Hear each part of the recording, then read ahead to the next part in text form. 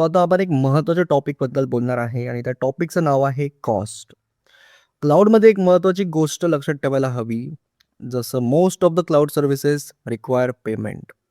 म्हणजे AWSमध्ये आपण जे रिसोर्सेस वापरतो जसं की EC2 झालं, S3 झालं, लॅम्बडा झालं, डेटाबेस झालं, त्यासाठी आपल्याला पैसे द्यावे लागतात. क्लाउडचा बिगेस्ट ॲडव्हांटेज म्हणजे pay only for what you use. पण जर आपण रिसोर्सेस योग्य प्रकारे मॅनेज केले नाहीत, तर बिल आपलं खूप वाढू शकते. AWSमध्ये डिफरंट प्राइसिंग मॉडेल्स असतात. जसं पहिलं आपण बघूया जसं पे पर रिसोर्स.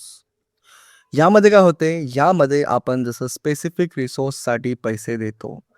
एक्झाम्पल म्हणजे की जसं आपलं VM किंवा जसं EC2 इन्स्टन्स. जोपर्यंत इन्स्टन्स चालू आहे तोपर्यंत त्यासाठी कॉस्ट लागतो. दुसरं मॉडेल आहे बघा जसं आपलं पे पर युसेज. यामध्ये काय होते, यामध्ये आपण ॲक्च्युअल युसेजनुसार पैसे देतो. एक्झाम्पल म्हणजे जसं क्लाउड फंक्शन्स किंवा जसं आपलं लॅम्बडा फंक्शन. लॅम्बडामध्ये आपण जसं नंबर ऑफ एक्झिक्युशन्स आणि एक्झिक्युशन टाईमनुसार पे करतो. आणि थर्ड आपलं मॉडेल जे आहे ते आहे रिझर्व्ड प्राइसिंग. यामध्ये काय होते, यामध्ये आपण रिसोर्सेस लाँग टर्मसाठी रिझर्व्ह करतो आणि त्यामुळे आपल्याला डिस्काउंट मिळतो. एक्झाम्पल म्हणजेच जसं आपलं रिझर्व्ड EC2 इन्स्टन्सेस. क्लाउडमध्ये काम करताना काही इम्पॉर्टंट कॉस्ट प्रॅक्टिसेस फॉलो करणे खूप गरजेचे आहेत. सर्वात पहिलं म्हणजे की always check the cost before creating any resource.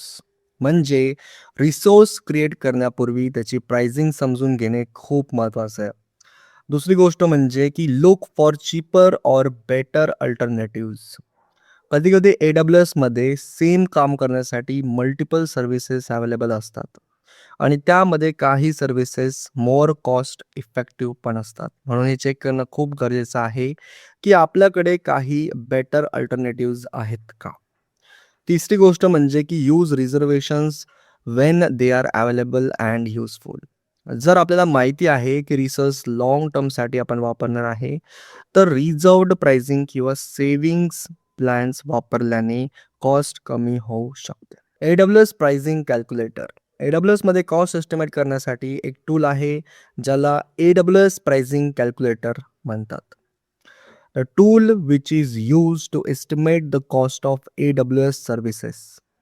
या टूलचा उपयोग करून आपण आर्किटेक्चर तयार करण्यापूर्वी एक्सपेक्टेड मंथली कॉस्ट एस्टिमेट करू शकतो. एक्झाम्पल म्हणून जर आपल्याला EC2 instance, S3 storage, database आणि लॅम्बडा फंक्शन्स वापरायचे असतील, तर आपण या कॅल्क्युलेटरमध्ये ते ॲड करून ॲप्रॉक्सिमेट कॉस्ट कॅल्क्युलेट करू शकतो. यामुळे प्रोजेक्ट सुरू करण्यापूर्वीच आपल्याला बजेट प्लॅनिंग करणे इझी होते. And if you want to estimate the cost of any AWS service, then you have to use AWS pricing calculator. आणि ही लिंक आहे बघा जसं calculator.aws, जे की तुम्हाला ब्राउझरमध्ये किंवा क्रोममध्ये जसं टाईप करायचं आहे आणि जसं आपलं कॅल्क्युलेटर ओपन होऊन जाणार. नंतर आपण जसं काय करू शकतो, आपल्या कोणत्या पण सर्व्हिसचं जर तुम्हाला कॉस्ट एस्टिमेट करायची आहे, तर तुम्ही ती करू शकता. आणि हेच आपण आता प्रॅक्टिकल आपल्या AWSमध्ये बघूया, की आपण जसं कॉस्ट कशी एस्टिमेट करतो. जाऊया बघा आपण आपल्या PCच्या स्क्रीनवर.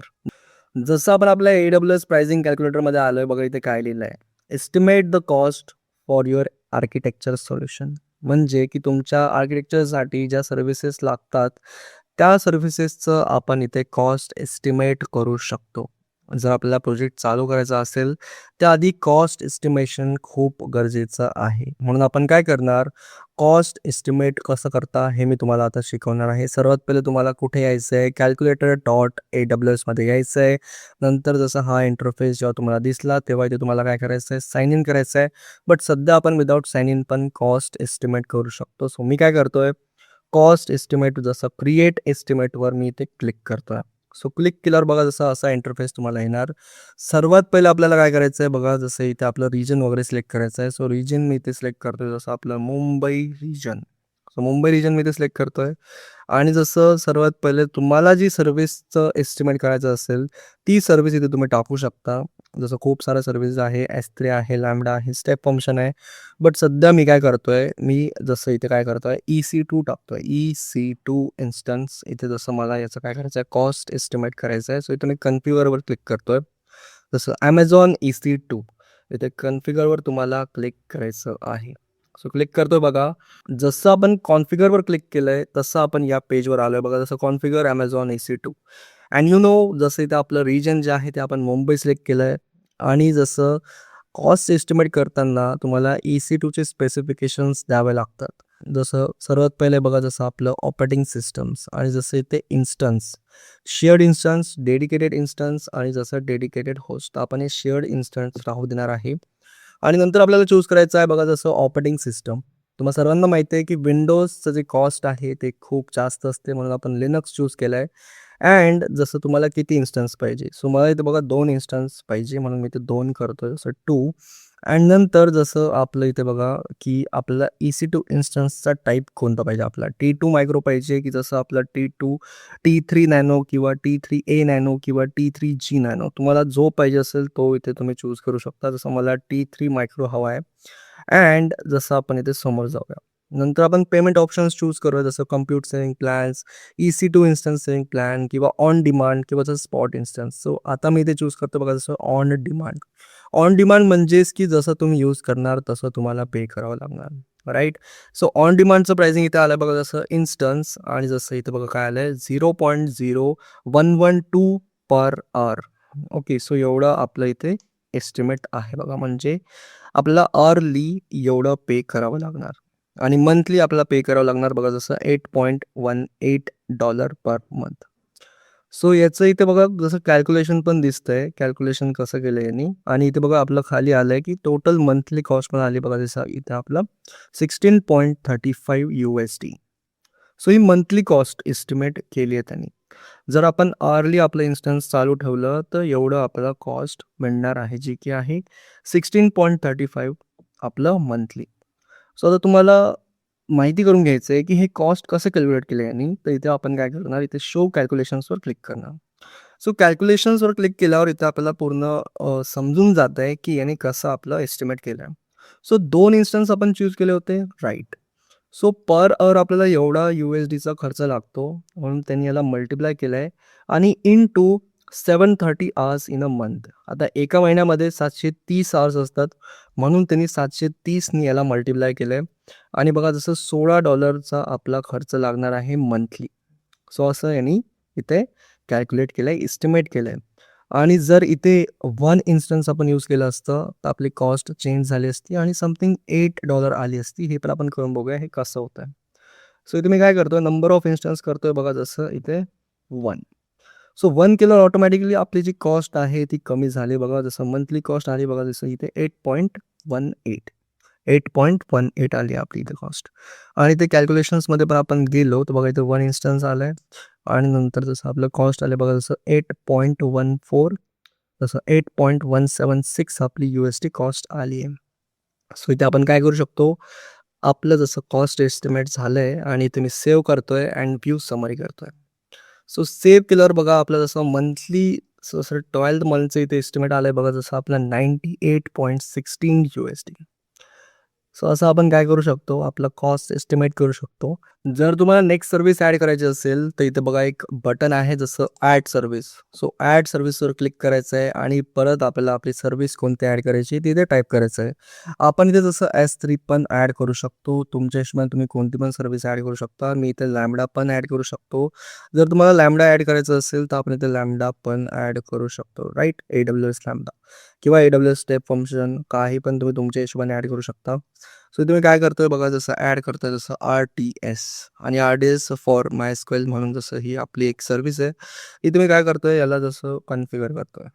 कॉन्फिगर केल्यावर बघा सर्वात पहिले की आपले नोड. सो इथे मी नोड सिलेक्ट करतोय बघा 2 अँड इथे आपण चूज केलं बघा जसं मॉडेल सिलेक्ट इन्स्टन्स टाईप इथे आपलं आलंय की आपलं कोणतं आपण इथे चूज केलं बघा DBM4.10x लार्ज इथे यूज केलं आहे आपण अँड विच हॅज 40 CPUs आहे यामध्ये आणि जसं 160 GB मेमरी आपल्याकडे आहे. Right.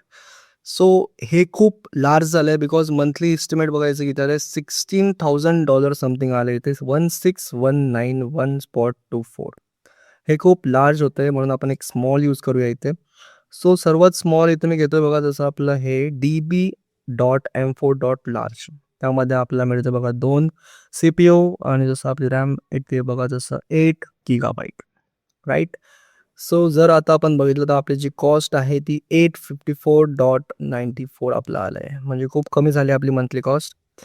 And this is how we can use our cost estimator, म्हणजेच की आपलं AWS प्राइसिंग कॅल्क्युलेटर आपण असं यूज करू शकतो. आणि जर नोड मी इथे तसं कमी केले, सो नोड मी इथे 1 करतोय आणि आपली जी कॉस्ट आहे बघा ती झाली बघा 426.97 426.97 USD आपली ही प्राइस झालेली आहे. So this is how we can use our AWS pricing cost estimator.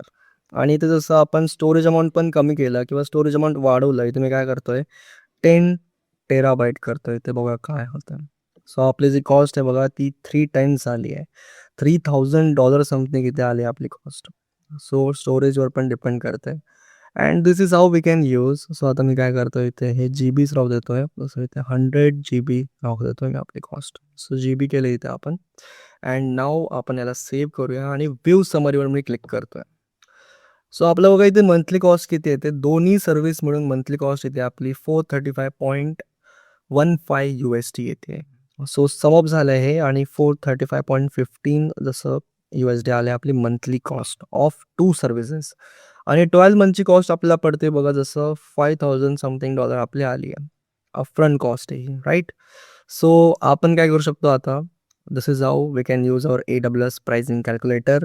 आणि कोणता पण प्रोजेक्ट सुरू करण्याआधी त्याची कॉस्टिंग ही खूप महत्त्वाची आहे, की आपल्या सर्व्हिसेस ज्या आपण यूज करतो त्याची कॉस्टिंग किती येणार. सो आता आपण काय करू शकतो, याला एक्सपोर्ट पण करू शकतो. ॲज अ PDF म्हणून आपण याला एक्सपोर्ट करू शकतो. Yes guys. आणि PDF कशी दिसते हे पण मी तुम्हाला दाखवतोय, की आपली जी PDF आहे ती पण कशी दिसते. सो काय करतोय बघा, जसं याला ओपन करायचं आहे तुम्हाला, ही फाईल डाउनलोड झाली आहे. And this is how we can see की एक्सपोर्ट डेट पण इथे आले, की जसं 15 मार्च आणि 2026. नंतर इथे मंथली कॉस्ट पण आले जसं 435.15 USD. आणि जसं टोटल 12 मंथची पण कॉस्ट इथे अपफ्रंट कॉस्ट आली. अँड जसं की कोणती कोणती सर्व्हिस आपण इथे यूज केली आहे, जसं इथे EC2 आलं आहे आणि जसं आपलं RDS आलं आहे, राईट. तर दोघांची कॉस्ट पण इथे आली आहे पूर्ण डिटेलमध्ये, की मंथली आपल्याला जसं EC2चा एवढा खर्च येणार आणि मंथली जसं RDSचा 426.97 USD हा आपला खर्च येणार, राईट. आणि टोटल पण आलं आहे. सो आपण असं एक्सपोर्ट पण करू शकतो. आणि ते बघा दुसरे पण ऑप्शन्स आहेत, जसं आपण इथे एक्सपोर्टला JSONमध्ये करू शकतो, CSVमध्ये करू शकतो. सो CSVमध्ये पण आपण याला एक्सपोर्ट करू शकतो, याला इथे ओपन पण करू शकतो, राईट. CSV फाईल पण तुम्ही ओपन करू शकता. अँड दिस इज हाऊ आपण जसं याला ओपन केलं बघा इथे, आणि इथे पूर्ण डिटेलमध्ये कॉस्ट एस्टिमेट आलं आहे, राईट गाईज. अँड असं आपण याला यूज करू शकतो. And if you want to, म्हणजे जर आपल्याला याला शेअर करायचं असेल कोणाला, तर आपण याला शेअर करू शकतो का? Yes, you can share. So इथे शेअरचं ऑप्शन आहे आणि आपल्याला काय करायचं आहे, इथे याला शेअर करायचं. Agree and continue. ही कॉपी करायची लिंक, आणि ही जी लिंक आहे ही कॉपी झालेली आहे. आणि ही ज्याला आपल्याला पाठवायचं त्याला आपण पाठवून द्यायची. आणि ही पब्लिक लिंक आहे, म्हणजे आपण ही ब्राउझरवर कुठे पण ओपन करू शकतो. Yes guys. सो इथे बघा ही ओपन केली आहे मी इथे नेक्स्ट ब्राउझरमध्ये. नेक्स्ट टॅबमध्ये मी याला ओपन केलं आहे. आणि फक्त इथे याचा कॉस्ट एस्टिमेट दिसणार. हा याला एडिट करू शकणार नाही, म्हणजे आपण ज्याला पाठवलं आहे तो एडिट करू शकणार नाही. त्याला फक्त दिसणार एवढं कॉस्ट 435.15 आलं इथे मंथली कॉस्ट. आणि जसं 12 मंथची कॉस्ट जसं आपल्या इथे आलं आहे 5000 समथिंग USD.